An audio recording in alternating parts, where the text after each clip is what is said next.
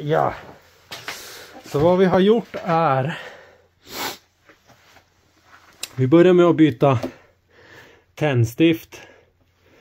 Och så byter vi spolar.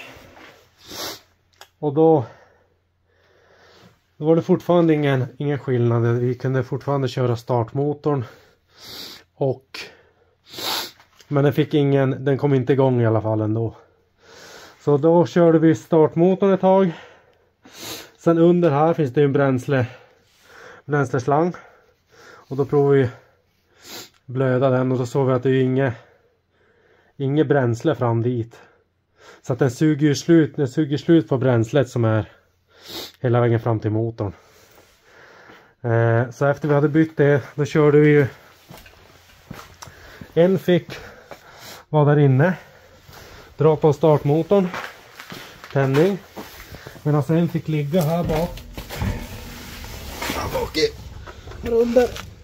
Och så slå på bränsletanken här.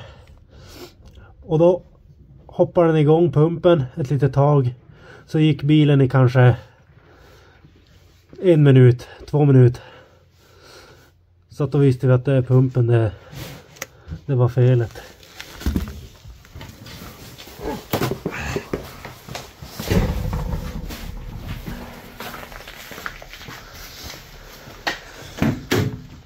Och då valde vi ju att klippa upp här istället för att ta ner tanken och ha en lyft och allt.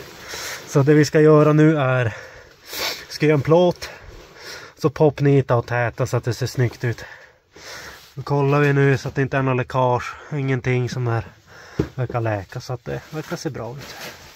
Så då ska vi snygga till och så tanka och så ska vi se så att det inte är någon med nivån, för den har låg bränslenivå. Men jag tror det är för att vi har fick suga ut all dynga som låg i botten. Fick inte upp allt, men det mesta fick vi upp. Så, ja, vi får se.